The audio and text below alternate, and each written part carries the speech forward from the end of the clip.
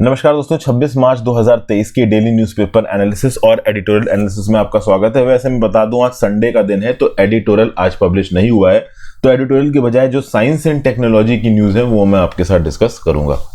तो कौन कौन सी न्यूज़ है भाई? प्लास्टिक के पॉल्यूशन को लेके एक हिल स्टेट में यहाँ पे कुछ इनिशिएटिव्स लिए जा रहे हैं, इसके बारे में बात करेंगे। फिर overall 36 satellites of UK based one India को यहाँ पे लॉन्च किया गया था पिछले साल। अभी के लिए एक ही सैटेलाइट पे 72 सैटेलाइट्स, मतलब एक ही लॉन्च वेहिकल पे 72 और सैटेलाइट्स लॉन्च की गई हैं। किस पे? LVM-3 पे, जिसको आप GSLV Mark 3 भी बोलते हो। ओवरऑल इन सब का टोटल वजन 5805 kg था और लो अर्थ ऑर्बिट पे इनको डिलीवर किया गया। लो अर्थ ऑर्बिट की बजाय अगर जियो स्टेशनरी ऑर्बिट में भेजने के लिए अगर इस GSLV Mark 3 को भेजा जाता तो ये मैक्सिमम 4 टन का वजन ले सकता है, 4000 किलो का। अभी कल ही मैंने आपके साथ न्यूज़ डिस्कस की थी कि 4150 किलो के पे लोड को जियो स्टेशनरी ऑर्बिट तक पहुंचाने के लिए एरियन 5 रॉकेट लेना पड़ा फ्रांस का। लेकिन जब लो अर्थ ऑर्बिट की बात आई तो GSLV Mark 3 या LVM-3 ने काम कर दिया। ये पूरी न्यूज़ देखेंगे। फिर ई गवर्नेंस अवार्ड में तेलंगाना स्टेट जीता है, इसके बारे में बात करेंगे।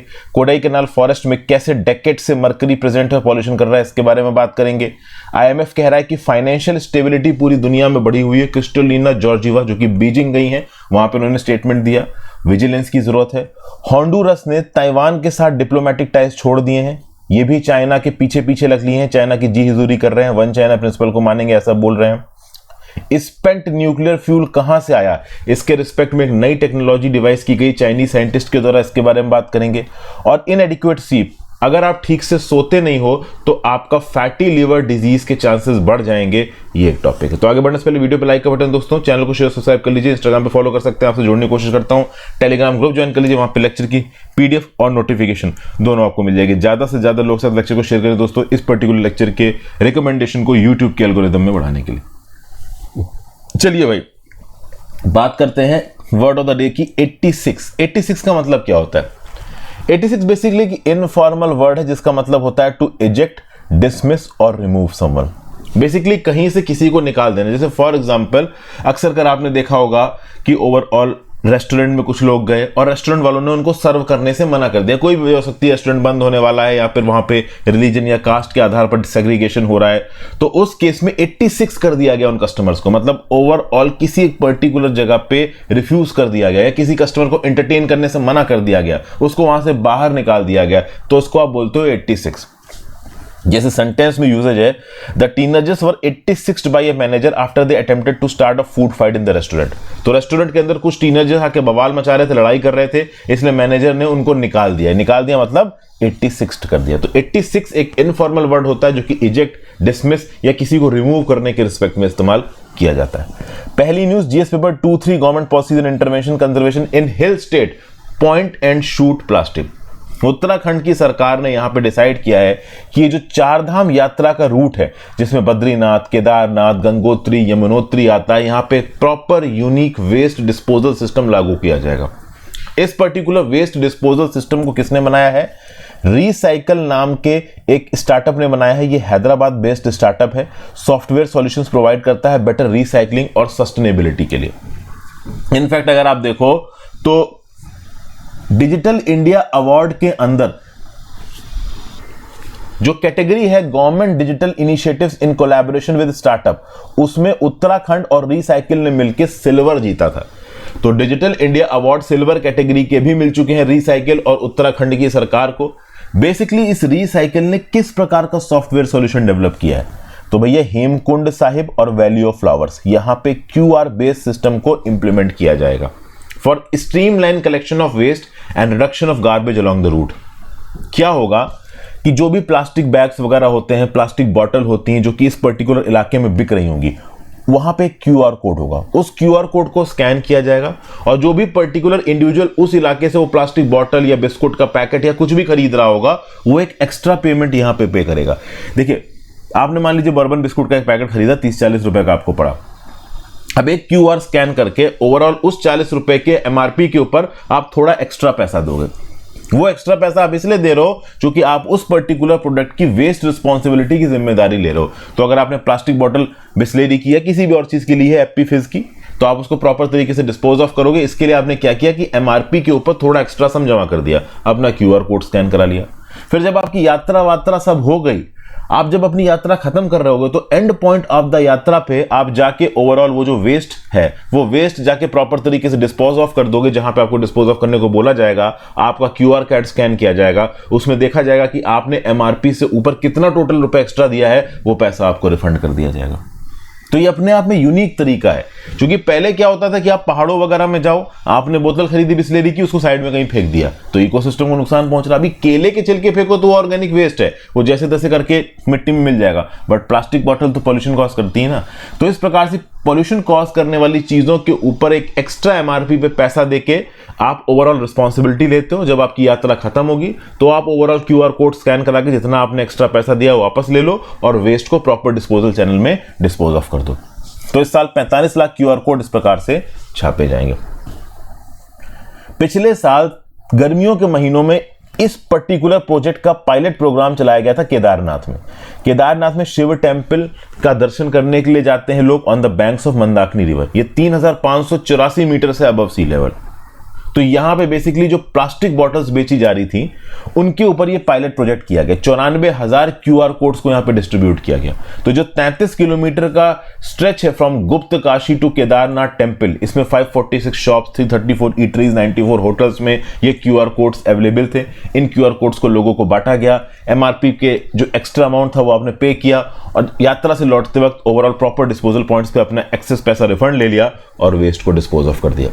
मतलब यहां पे आप रिस्पॉन्सिबिलिटी ले रहे हो कि जो कचरा आप ओवरऑल पैदा कर रहे हो उस कचरे को आप प्रॉपर तरीके से सही जगह पे डिस्पोज ऑफ करोगे। जब तक नहीं करोगे तब तक एक्स्ट्रा पैसा पे करोगे। तो जब लोगों की जेब से पैसा निकलेगा तब वो जरूर लाइन पे आ जाएंगे। जब पैसा नहीं निकलता तो कहीं पे भी उठा के बोतल फेंक दी, गंदगी कर दी, लोगों को फर्क नहीं पड़ता।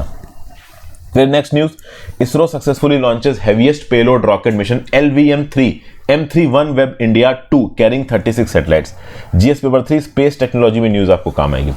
तो इंडियन स्पेस रिसर्च ऑर्गेनाइजेशन का heaviest payload rocket LVM-3 launch vehicle mark 3, ये 36 वन इंडिया वेबसाइट्स को, मतलब वन वेब सैटेलाइट्स को लेके 26 मार्च को उड़ा from the second launch pad at Satish Dhawan space centre. और इससे पहले 23 अक्टूबर 2022 को भी उड़ा था। तो पिछले साल 23 अक्टूबर 2022 को इसी वन वेब इंडिया की 36 सैटेलाइट को लॉन्च किया गया था LVM-3 M2 one web India mission के थ्रू। और इस साल 26 मार्च को और 36 वेबसाइट्स यहां पे, मतलब सैटेलाइट्स यहां पे लॉन्च की गई। कहां से? सतीश धवन स्पेस सेंटर से। ये जो लॉन्च व्हीकल था ये 43.5 मीटर टॉल था, इसका वजन था 643 टन।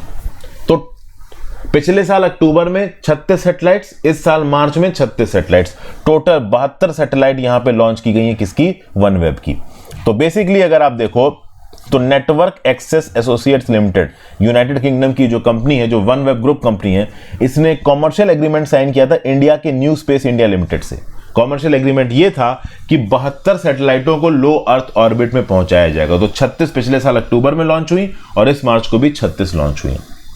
अभी जो 26 मार्च को यानी कि कल जो 36 सैटेलाइट्स लॉन्च की गई थी, इनफैक्ट आज ही 36 है, तो बेसिकली सुबह की ये न्यूज है। तो बेसिकली ये जो 36 सैटेलाइट लॉन्च की गई हैं, इनका टोटल वजन है 5805 केजी और ये 450 किलोमीटर के सर्कुलर ऑर्बिट पे प्लेस की जाएंगी at an inclination of 87.4 degree.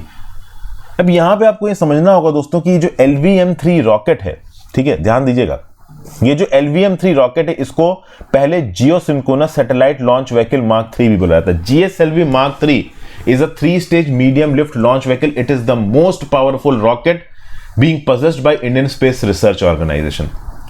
इस पर्टिकुलर रॉकेट को लॉन्च किया गया था जियो स्टेशनरी ऑर्बिट में कम्युनिकेशन सैटेलाइट्स को प्लेस करने के लिए। मैं आपको एक बात बताता हूं, जियो स्टेशनरी ऑर्बिट दोस्तों 35,000 से 40,000 किलोमीटर होता है अर्थ की सरफेस के ऊपर, और जो लो अर्थ ऑर्बिट होते हैं वो 200-250 किलोमीटर से 700-800 किलोमीटर ऊपर होते हैं अर्थ की सरफेस के। तो ये बट ऑब्वियस है कि ओवरऑल एक सैटेलाइट को 450 या 500 किलोमीटर ऊपर लेके जाना और एक सैटेलाइट को 35,000 ऊपर किलोमीटर लेके जाना है, तो आसान क्या होगा? लो अर्थ ऑर्बिट आसान होगा। तो जब भी इस GSLV मार्क 3 का या LVM-3 का प्रयोग किया जाता है सैटेलाइट्स को जियो स्टेशनरी ऑर्बिट में प्लेस करने के लिए तो ये जो मैक्सिमम वजन कैरी कर सकते हैं वो होता है 4000 किलो 4 टन। अगर 4 टन से ज्यादा का पेलोड लेके जाना है तो भैया GSLV Mark 3 काम नहीं कर पाएगा। लेकिन यहां पे 5805 किलो इसने लिफ्ट कर दिया। रीजन बीइंग इसको 450 किलोमीटर के सर्कुलर ऑर्बिट पे लेके जाना था। तो लोअर ऑर्बिट में हायर कैपेसिटी होती है इस LVM-3 की, या फिर कह लिए GSLV Mark 3 की। आप कह सकते हो ये LVM-3 का 5वां कंसेक्यूटिव सक्सेसफुल मिशन है, इंक्लूडिंग द चंद्रयान 2 मिशन। ठीक है भाई। OneWeb की बात की जाए तो OneWeb एक ग्लोबल कम्युनिकेशन नेटवर्क है। स्पेस से इसको पावर किया जाता है, कनेक्टिविटी को इनेबल करता है गवर्नमेंट्स के लिए, बिजनेस के लिए, कम्युनिटीज के लिए। Constellation of low earth orbit satellites को इंप्लीमेंट कर रहा है OneWeb। इंडिया का जो भारतीय इंटरप्राइजेज है इसने बड़े स्केल पे OneWeb में पैसा इन्वेस्ट कर रखा है। OneWeb का ये 18वां लॉन्च है, इस साल का तीसरा लॉन्च है। OneWeb का कॉन्स्टलेशन 618 सैटेलाइट्स का हो चुका है। ओवरऑल OneWeb नाम की कंपनी पूरी दुनिया में कवरेज प्रोवाइड कर सकती है। इस हद तक ओवरऑल वो सैटेलाइट्स को लो अर्थ ऑर्बिट में प्लेस कर चुके हैं। ठीक है भाई, आगे चलते हैं। Telangana state bags emerging technologies for e governance award GS paper 2 governance. तो तेलंगाना को अवार्ड ऑफ एक्सीलेंस मिला है इन स्टेट कैटेगरी, किसमें? Emerging technologies for e governance. तो 20th computer society of India special interest group e governance award 2022 दिए जा रहे थे। इसमें जो स्टेट का प्रोजेक्ट है टीचिट्स नाम का, इसको अवार्ड ऑफ अप्रिसिएशन भी दिया गया। बेसिकली समझिए, तेलंगाना ऐसा राज्य है जिसकी बहुत हद तक तारीफ की जा रही है कि ये इमर्जिंग टेक्नोलॉजीज को अडॉप्ट करके लोगों को एडवांस्ड और एफिशिएंट सर्विसेज प्रोवाइड करने में आगे बढ़ रहा है। टेक्नोलॉजी को लेवरेज करके लोगों तक सर्विसेज पहुंचाना, इसमें तेलंगाना एक स्टेप आगे चल रहा है बाकी देश के राज्यों से। एक यूनिक अप्रोच अपना रहे हैं ये अपने ऑब्जेक्टिव्स को पूरा करने के लिए। Okay, public private partnership basis पे काम कर रहे हैं, चाहे वो पॉलिसीज हो, पार्टनरशिप्स हो, प्रोजेक्ट्स हो। गवर्नेंस में टेक्नोलॉजी का मेजर स्केल पे अडॉप्शन कर रहे हैं और एक एम्पावर्ड तेलंगाना की नींव रखी जा रही है जहां पे टेक्नोलॉजी कॉमन मैन को सर्व करती है। बेसिकली सरकार जो है तेलंगाना की, it is consistently taking a leading role in facilitating and promoting utilisation of cutting edge technologies across various sector. अगर यहां पे आप देखो तो first of its kind dedicated vertical emerging technologies wing establish की गई थी 2017 में। इस पर्टिकुलर इमर्जिंग टेक्नोलॉजीज विंग का काम क्या था? To achieve Telangana's vision to drive the growth of deep tech in the country.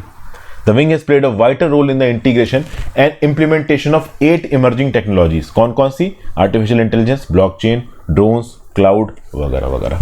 तो इमर्जिंग टेक्नोलॉजीज विंग 2017 में तेलंगाना ने सेटअप किया और ये विंग लगातार बड़ी बड़ी जो 8 इमर्जिंग टेक्नोलॉजीज है जिसमें machine learning, artificial intelligence, blockchain, drones, इन सबको मिला के ओवरऑल लोगों तक अच्छी सुविधाएं पहुंचाने की कोशिश कर रही है।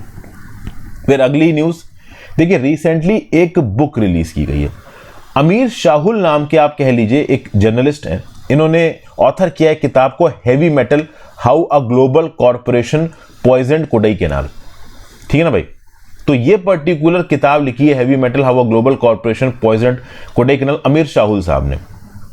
इस पर्टिकुलर किताब में अमीर शाहुल साहब ने बोला कि एक अमेरिकन थर्मोमीटर फैक्ट्री काम करती थी कोडाईकनाल ने, उस अमेरिकन थर्मोमीटर फैक्ट्री को टेक ओवर कर लिया हिंदुस्तान यूनिलीवर ने 1983 में। ये पर्टिकुलर फैक्ट्री में हिंदुस्तान यूनिलीवर ने मरकरी बेस्ड थर्मोमीटर बनाए और इन थर्मोमीटर को पूरी दुनिया में एक्सपोर्ट किया। लेकिन प्रॉब्लम यहां पे ये थी कि इस पर्टिकुलर कंपनी ने और प्लांट ने बड़े स्केल पे मरकरी का डिस्पोजल इनएफिशिएंट तरीके से किया, अनसेफ तरीके से किया। ओवरऑल आज 2 डेकेड्स बीत चुके हैं, लेकिन कोडाईकनाल के लोकल्स अभी भी मरकरी की मिस हैंडलिंग के चलते सफर कर रहे हैं। जो टॉक्सिक मेटल का लेवल है कोडाईकनाल के सॉल्ट सॉइल में, वहां की मिट्टी में, वो बहुत ज्यादा है। ये जो पर्टिकुलर बुक है आपकी heavy metal how a global corporation poison Kodaikanal, इसको लॉन्च किया गया है एरिक सोलहिम द्वारा। ये फॉर्मर एग्जीक्यूटिव डायरेक्टर है यूएन एनवायरमेंट प्रोग्राम के और फॉर्मर नॉर्वे के एनवायरमेंट मिनिस्टर भी चेन्नई में प्रेजेंट थे ओवरऑल इस पर्टिकुलर बुक के लॉन्च के लिए। तो बुक यही बता रही है कि किस प्रकार से, मतलब पूरा प्रोसेस ट्रेन कर रही है कि कैसे एक अमेरिकन थर्मोमीटर फैक्ट्री को हिंदुस्तान यूनिलीवर ने टेक ओवर किया। फिर हिंदुस्तान यूनिलीवर ने यहाँ पे थर्मोमीटर्स बनाए, मरकरी का जो पर्टिकुलर स्क्रैप था उसको बहुत इररिस्पॉन्सिबल तरीके से लोकल डीलर्स को बेचा। वहां पे वाटर बॉडीज में, सॉइल में यहाँ पे मरकरी का पॉल्यूशन हुआ, लोगों के ऊपर इसका इंपैक्ट आया। हालांकि ये ट्रेजेडी उतनी बड़ी नहीं हुई जितनी बड़ी मिनीमाटा जापान में हो गई थी। 1950s में एक मरकरी पॉइजनिंग डिजास्टर हुआ था मिनीमाटा जापान में। कब से कब उस लेवल पे हम नहीं पहुंचे, लेकिन आज डेकेड्स के बाद भी मरकरी पॉल्यूशन कोडाई कैनाल में बाकी देश के राज्यों से, जगहों से बहुत ज्यादा है। 2017 में मिस्टर सोलहेम जब यूनाइटेड नेशंस एनवायरनमेंट प्रोग्राम को हेड कर रहे थे, तब एक हिस्टोरिक एग्रीमेंट साइन हुआ था मिनीमाटा कन्वेंशन ऑन मरकरी नाम का, जिसको 160 कंट्रीज द्वारा असेंट दिया गया था, इंक्लूडिंग इंडिया। तो ये जो Kodaikanal mercury poisoning case है, it was a proven case of mercury contamination at the hill station of Kodaikanal, Tamil Nadu. Hindustan Unilever's यहाँ पे मरकरी वेस्ट थर्मोमीटर्स बनाता था, दुनिया भर में एक्सपोर्ट करता था, लेकिन जो मरकरी का यहाँ पे इस्तेमाल किया जाता था, उस मरकरी के वेस्ट को प्रॉपर तरीके से डिस्पोज ऑफ नहीं किया जाता था। एनवायरमेंटल अकाउंटेबिलिटी को स्किप किया यहाँ पे इस पर्टिकुलर कॉर्पोरेट ने। 2001 में ये फैक्ट्री बंद कर दी गई, लेकिन उसके बाद एक सीरीज ऑफ इश्यूज शुरू हुए। कॉर्पोरेट लायबिलिटी क्या है, अकाउंटेबिलिटी क्या है, नेग्लिजेंस को आप कैसे टैकल करोगे, ये सब चीजों के ऊपर बातचीत हुई, ठीक है ना। क्योंकि corporate liability, corporate accountability, corporate negligence, ये बड़ी बड़ी प्राइवेट कंपनीज प्रोडक्शन करती हैं, डिस्ट्रीब्यूशन करती हैं, लेकिन अपने वेस्ट को एनवायरमेंटल सस्टेनेबल तरीके से मैनेज नहीं करती हैं। फिर अगर आप देखो तो Bangalore based community health centre ने ओवरऑल इन फैक्ट्री के वर्कर्स का जब सर्वे किया, तब ये पता चला कि ये फैक्ट्री के वर्कर्स मर्करी पॉइजनिंग से अफेक्टेड हैं। इनके अंदर मर्करी पॉइजनिंग के सिम्टम्स थे, गम और स्किन एलर्जी थी इनको, और बहुत सी प्रॉब्लम्स थी। चूंकि मर्करी थर्मोमीटर्स की मैन्युफैक्चरिंग इंडस्ट्री में अगर ये काम कर रहे हैं, तो ऑब्वियसली बात है मर्करी के आसपास होंगे, मर्करी वेस्ट को एक्सपोज्ड होंगे, तो ओवरऑल मर्करी कंटेमिनेशन के सिम्टम्स तो यहाँ पे मिलेंगे ही। कोडाई कैनाल की बात की जाए तो हिल स्टेशन है, Dindigul district of the state of Tamil Nadu में एग्जिस्ट करता है। तमिल भाषा में कोडाई कैनाल का मतलब होता है the gift of the forest. Kodaikanal को princess of the hill stations भी कहा जाता है। इसकी एक लॉन्ग हिस्ट्री रही है as a retreat and tourist destination. 1845 में कोडाई कैनाल को स्टैब्लिश किया गया था as a refuge from high temperature. देखिए प्लेन्स में, ऊपर से साउथ इंडिया वैसे भी इक्वेटर के पास है, तो वहां पे अमूमन गर्मी ज्यादा ही होती है, तो लोगों को आसपास के पहाड़ चाहिए होते हैं। अब साउथ इंडिया से कोई मनाली या फिर कश्मीर तो आएगा नहीं, वो आसपास की ठंडी जगह देखेंगे, तो आसपास की ठंडी जगह कोडाई कैनाल है। तो लोग टेम्परेचर और ट्रॉपिकल डिजीज से बचने के लिए कोडाई कैनाल में चले जाते थे। जो लोकल इकोनॉमी है कोडाई कैनाल की, वो हॉस्पिटैलिटी इंडस्ट्री और टूरिज्म पे बेस्ड है। पलनी हिल्स में पड़ता है ये कोडाई कैनाल, चारों तरफ थिक फॉरेस्ट से घिरा हुआ है। याद रखिएगा कोडाई कैनाल पलनी हिल्स में पड़ता है। कोडाई कैनाल अपर पेलनी हिल्स 2133 मीटर की ऊंचाई पे आता है, परा पार और गुंदार वैलीज के बीच में। ठीक है भाई, आगे आते हैं। GS paper 2 international financial institutions. International monetary fund की चीफ क्रिस्टालिना जॉर्जिवा पहुंची हैं बीजिंग में, और बीजिंग में जाके ये फाइनेंशियल स्टेबिलिटी के रिस्पेक्ट में भाषण दे रही हैं। इनका ये बोलना है कि एडवांस इकोनॉमीज में मार्केट स्ट्रेस को कम करने के लिए कॉन्टिन्यूअस विजिलेंस की जरूरत है। देखिए 2023 अपने आप में एक बहुत चैलेंजिंग ईयर होने वाला है, ऐसा आईएमएफ की मैनेजिंग डायरेक्टर बोल रही हैं। कोविड-19 का लॉकडाउन, फिर यूक्रेन की जंग, मॉनेटरी टाइटनिंग, इन्फ्लेशन को कंट्रोल करने के लिए दुनिया भर की कंट्रीज के द्वारा, इन सब के चलते ग्लोबल ग्रोथ रुकी हुई है। 3% से कम पहुंच चुकी है बहुत से एडवांस कंट्रीज में ग्लोबल ग्रोथ। 2024 का जो ग्रोथ आउटलुक है वो अच्छा है, बट किसी भी हाल में जो हिस्टोरिक एवरेज रहा है ग्लोबल ग्रोथ का 3.8% का, उससे कम ही हम ग्रो करेंगे 2024 में। तो चाइना डेवलपमेंट फोरम में भाषण देते हुए क्रिस्टालिना जॉर्जिवा ये बोल रही है कि आगे आने वाले समय में इंटरनेशनल फाइनेंशियल आउटलुक बहुत ज्यादा पॉजिटिव रही है। फिर मिस क्रिस्टालिना जॉर्जिवा का यह भी बोलना है कि जो पॉलिसी मेकर्स हैं एडवांस्ड इकोनॉमीज में, they have responded decisively to financial stability risk. Bank collapses हुए, मार्केट स्ट्रेस बढ़ा। अब इन सब चीजों को टैकल करने के लिए कॉन्टिन्यूड विजिलेंस की जरूरत है। ये बोल रही है कि आईएमएफ बहुत क्लोज अटेंशन पे कर रहा है मोस्ट वल्नरेबल कंट्रीज को, लो इनकम कंट्रीज को, जिनके पास हाई लेवल ऑफ डेब्ट है। क्या बोल रही हैं? So we continue to monitor developments closely and are assessing potential implications for the global economic outlook and global financial stability. तो मतलब ओवरऑल बोल बच्चन टाइप की बातें बीजिंग में जाके यहाँ पे की हैं क्रिस्टालिना जॉर्जिवा जी ने। आईएमएफ एक मेजर फाइनेंशियल एजेंसी है, यूएन की इंटरनेशनल फाइनेंशियल इंस्टीट्यूशन है वॉशिंगटन डीसी में। 190 कंट्रीज इसमें आते हैं। मिशन क्या है इसका? It works to foster global monetary corporation, secure financial stability, facilitate international trade, promote high employment and sustainable economic growth. दुनिया भर में ये पॉवर्टी को कम करता है। 1944 में इसकी शुरुआत हुई थी 27 दिसंबर 1945 को at Bretton Woods conference, primarily by the ideas of Harry Dexter White and John Maynard Keynes। Formally ये एग्जिस्ट हुआ 1945 में, जब 29 मेंबर कंट्रीज ने इंटरनेशनल मॉनेटरी सिस्टम को रिकंस्ट्रक्ट करने की बात की। आईएमएफ की कोर रिस्पॉन्सिबिलिटी है इकोनॉमिक और financial policies of the member countries को स्टीयर करना।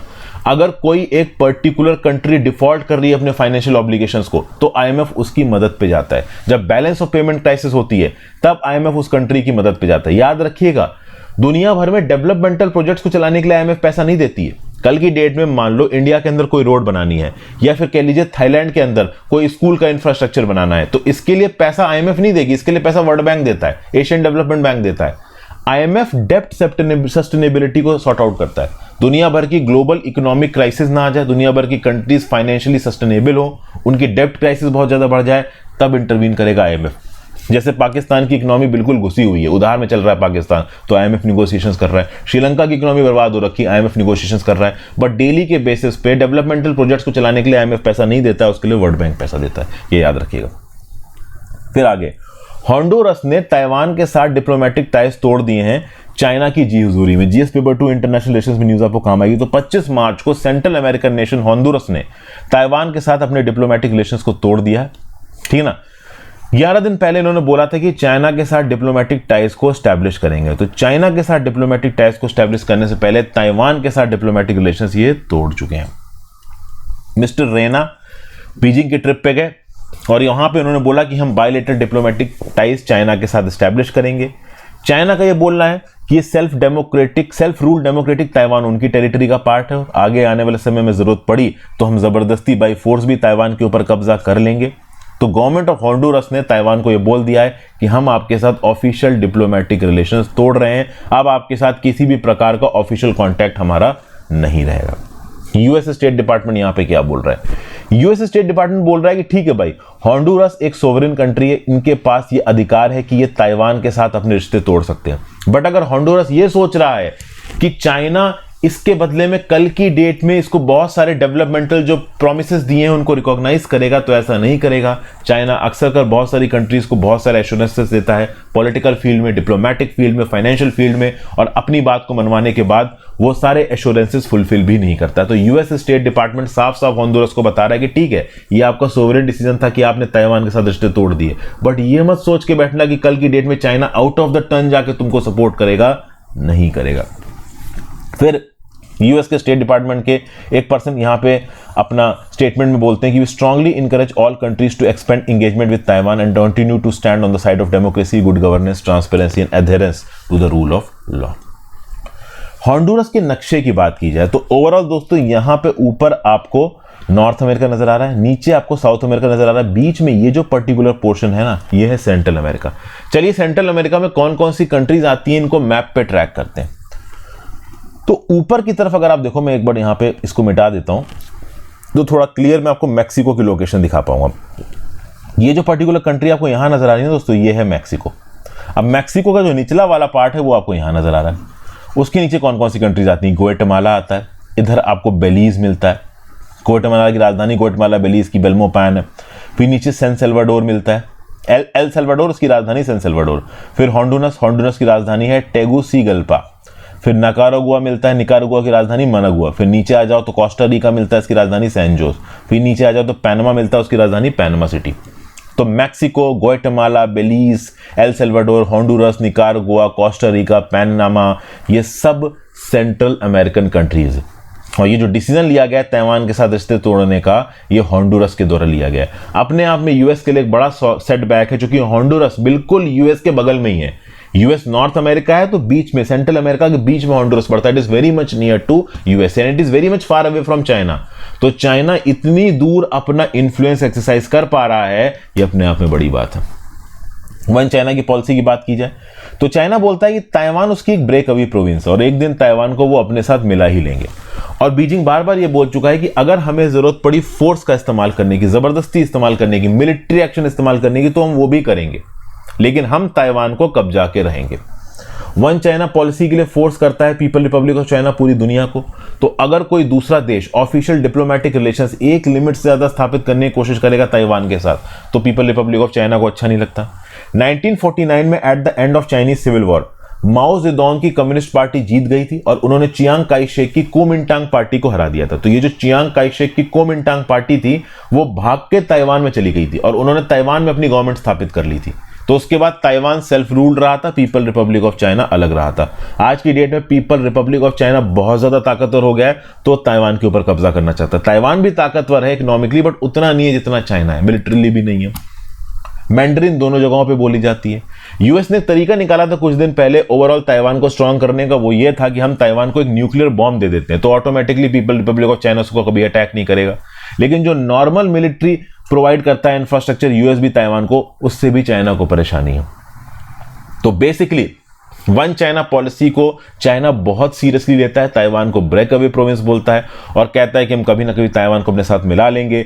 यूएस ओवरऑल चाइना को इसी पर्टिकुलर पॉइंट पे काउंटर कर रहा है। इंडिया की बात की जाए तो इंडिया भी वन चाइना पॉलिसी को मानता है, हम ताइवान को भी चाइना का हिस्सा मानते हैं, हम तिब्बत को भी चाइना का हिस्सा मानते हैं। अब दुनिया भर की कंट्रीज इंडिया को बोल रही हैं कि भाई इस वन चाइना पॉलिसी को छोड़ो, तुम्हारे लाइन ऑफ एक्चुअल कंट्रोल पे खुद चाइना तुम्हारे अगेंस्ट एग्रेशन कर रहा है, तुम क्यों वन चाइना पॉलिसी को मान रहे हो। लेकिन अभी के लिए हमारे जो डिप्लोमेटिक ऑफिशियल्स हैं बहुत बैलेंस तरीके से आगे बढ़ रहे हैं। इंडिया का ऑफिशियल इंटरनेशनल स्टांस इस रिस्पेक्ट में कितना बदलेगा आगे आने वाले समय में ही पता चलेगा।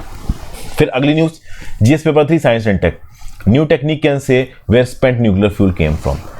चाइना के अंदर साइंटिस्ट ने एक टेक्निक डेवलप की है। इस टेक्निक के थ्रू रिलायबली आइडेंटिफाई किया जा सकता है कि जो न्यूक्लियर फ्यूल ओरिजिनेट कर रहा है न्यूक्लियर रिएक्टर से। देखिए नॉर्मल कर अमूमन दुनिया भर में 2 तरीके के न्यूक्लियर रिएक्टर्स होते हैं, एक होता है बॉइलिंग वाटर रिएक्टर्स, एक होता है pressurised water reactors. Boiling water reactor में क्या होता है कि जो फ्यूल रॉड्स है ना उनको पानी में डुबो दिया जाता है, वो फ्यूल रॉड्स गर्म होती हैं, पानी को उबालती हैं, स्टीम बनती है और वो स्टीम टरबाइन को चलाती है। प्रेशराइज्ड वाटर रिएक्टर्स में जो न्यूक्लियर फ्यूल होता है वो सीधे पानी के टच में नहीं होता है, पानी को एक्सपोज नहीं होता है, तो वो fuel rods pressurised water reactors में हीट पैदा करती है, पानी किसी और चैम्बर में होता है, वहां पे उबलता है, स्टीम बनता है, टरबाइन घुमाता है। तो बॉइलिंग वाटर रिएक्टर और प्रेशराइज्ड वाटर रिएक्टर में ये फर्क होता है। अब अगर बॉइलिंग वाटर रिएक्टर में जो न्यूक्लियर फ्यूल बचा है, स्पेंट अप न्यूक्लियर फ्यूल, और प्रेशराइज्ड वाटर रिएक्टर में स्पेंट अप जो न्यूक्लियर फ्यूल बचा है, इसको आप सेग्रीगेट कैसे करोगे? ये कैसे पता करोगे कि ये न्यूक्लियर फ्यूल BWR का है और दूसरा न्यूक्लियर फ्यूल PWR का है? देखिए न्यूक्लियर फ्यूल की अगर आप बात करें तो इट इज हाईली रेगुलेटेड, इसका डिस्ट्रक्टिव पोटेंशियल बहुत बड़ा है, इसलिए दुनिया भर की कंट्रीज के जो भी स्पेंट अप न्यूक्लियर फ्यूल होते हैं वो उनकी प्रॉपर इन्वेंट्री बना के रखते हैं। जो न्यूक्लियर फॉरेंसिक्स होते हैं वो एनालिटिकल मेथड से कभी कभी न्यूक्लियर मटेरियल के ओरिजिन ही पता करने की कोशिश करते हैं। जैसे for example international atomic energy agency, इसका काम क्या है कि दुनिया भर में ओवरऑल न्यूक्लियर फ्यूल के प्रोलिफरेशन को वेपन्स बनाने के लिए रोकना। अब क्या है, ईरान जैसी कंट्री होगी या कोई और कंट्री होगी, कल की डेट में मान लो IAEA के इंस्पेक्टर्स वहां पे गए और उन्होंने बोला, उस कंट्री से पूछा कि मान लो IAEA के इंस्पेक्टर्स ईरान में गए और ईरान से जाके पूछा कि यार तुम न्यूक्लियर वेपन बना रहे हो, तो ईरान में बोलेगा कि सर हम तो न्यूक्लियर टेक्नोलॉजी अपनी एनर्जी के लिए बना रहे हैं, मेडिकल पर्पसेस के लिए बना रहे हैं। तो IAEA के इंस्पेक्टर बोलेंगे अपना स्पेंट न्यूक्लियर फ्यूल दिखाओ, ईरान बोलेगा ये लो देख लो, लेकिन वो स्पेंट न्यूक्लियर फ्यूल वेपन्स बनाने में इस्तेमाल हुआ या फिर BWR न्यूक्लियर रिएक्टर में इस्तेमाल हुआ या फिर PWR न्यूक्लियर रिएक्टर में इस्तेमाल हुआ, ये आप कैसे पता करोगे? How will you differentiate of the spent up fuel from BWR and PWR? और आप ये कैसे पता करोगे कि इस पर्टिकुलर न्यूक्लियर फ्यूल को military weapons grade nuclear weapon बनाने में इस्तेमाल किया गया? तो ये सब आप कैसे पता करेंगे? तो इसके लिए चाइना ने सिमुलेशन मॉडल का इस्तेमाल नहीं किया है, एक्सपेरिमेंटल डाटा का इस्तेमाल किया है। एक्सपेरिमेंटल डाटा के अंदर पिछले 50 साल का डाटा उठाया है यहां पे चाइनीज रिसर्चर्स ने, ठीक है ना। तो ओवरऑल बॉइलिंग वाटर रिएक्टर से जो स्पेंट अप फ्यूल निकला, प्रेशराइज्ड वाटर रिएक्टर से जो स्पेंट अप फ्यूल निकला, न्यूक्लियर वेपन्स बनाने के बाद जो स्पेंट अप फ्यूल निकला, उसको प्रॉपर तरीके से स्टोर कर लिया, उसके सारे पैरामीटर्स को स्टडी किया through artificial intelligence, machine learning, ठीक है ना। इस प्रकार के डाटा के थ्रू ओवरऑल क्वालिटीज को ट्रैक किया गया इन पर्टिकुलर न्यूक्लियर फ्यूल्स की, ठीक है भाई।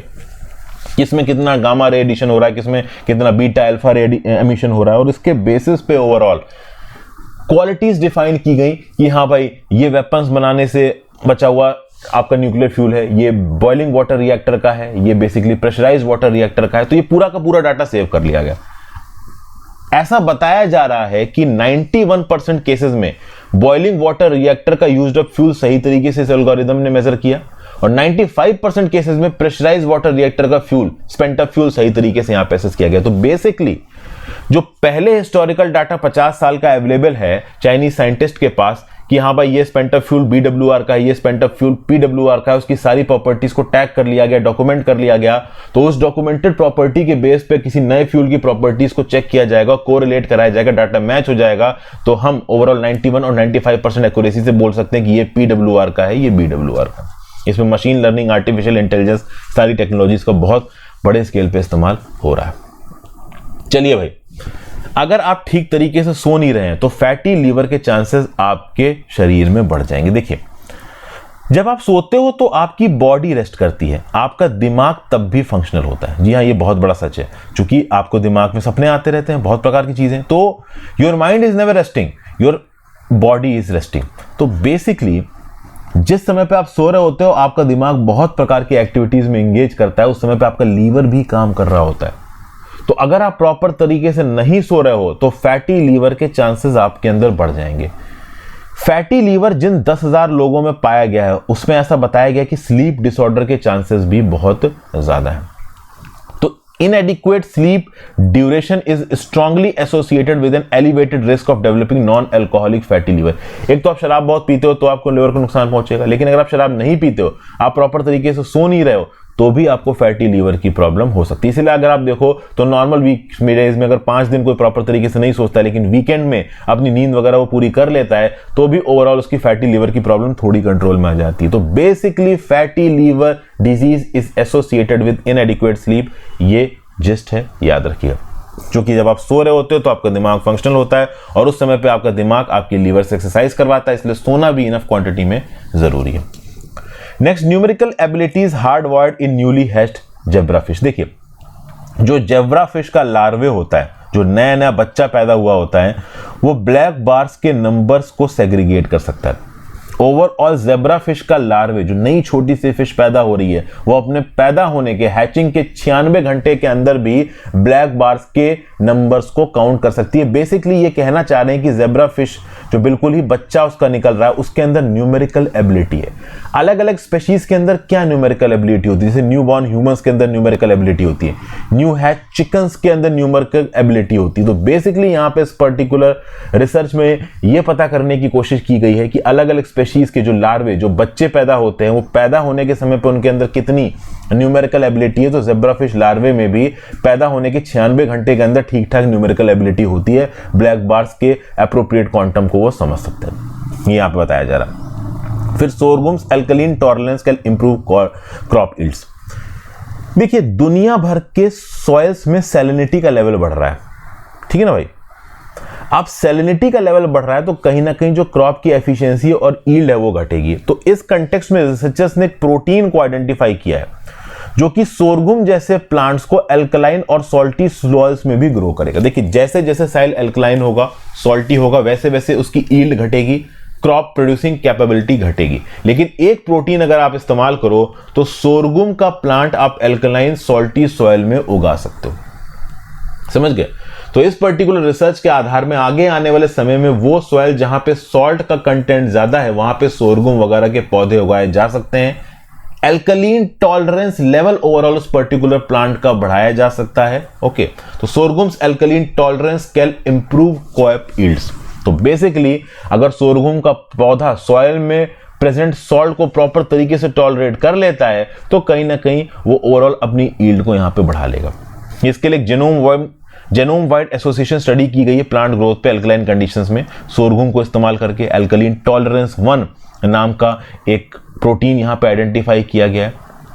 तो लॉन्गर टर्म्स में सोडिक और सेलाइन सॉइल्स में ओवरऑल प्लांट एफिशिएंसी और यील्ड को बढ़ाने के लिए एक इंपॉर्टेंट ब्रेक थ्रू ये हो सकता है। और जेब्रा फिश में ऑक्सीटोसिन का रोल, देखिए जेब्रा फिश के अंदर ऑक्सीटोसिन फियर के एलिमेंट को प्रोपोगेट करता है। देखिए क्या बताया जा रहा है यहां पे, इमोशनल कंटेजियन में ऑक्सीटोसिन हार्मोन के रोल की यहां पे बात की जा रही है। ओके, इंपैथी क्या होती है, एक इंडिविजुअल का इमोशनल स्टेट। आप ये समझो दोस्तों कि मैं एक इंडिविजुअल हूं तो मेरा मेरे दोस्त के प्रति, मेरी बहन के प्रति, मेरे फैमिली मेंबर्स के प्रति एक इमोशनल एलिमेंट होगा, ठीक है ना। कि हाँ भाई ये मेरा फैमिली मेंबर है, ये मेरा दोस्त है, मुझे इसके लिए कुछ करना है, अरे वो परेशानी में है तो मैं उसकी मदद करूंगा। ये क्या है? इमोशनल कंटेंट है। और ये जो इमोशनल एम्पैथी आती है ना, वो एक हार्मोन से आती है, जिस हार्मोन का नाम है ऑक्सीटोसिन। ये ऑक्सीटोसिन हार्मोन कहीं ना कहीं ज़ेब्रा फिश के अंदर भी इमोशनल कंटेजियन पैदा करता है। ये एक पर्टिकुलर रिसर्च कह रही है, साइंस नाम की मैगजीन में पर्टिकुलर रिसर्च छपी है। और जो फिशेस होती हैं, खासकर जो वर्टिब्रेट्स होते हैं, उनके अंदर ये इमोशनल कंटेजियन वाला जो एलिमेंट है वो ज्यादा होता है इस पर्टिकुलर हार्मोन ऑक्सीटोसिन की वजह से। So thank you for watching friends. यहाँ पे मैं वीडियो खत्म करता हूँ। आशा करता हूँ आपको वीडियो पसंद आई हो। वीडियो को लाइक और शेयर कर दीजिए। Have a great day.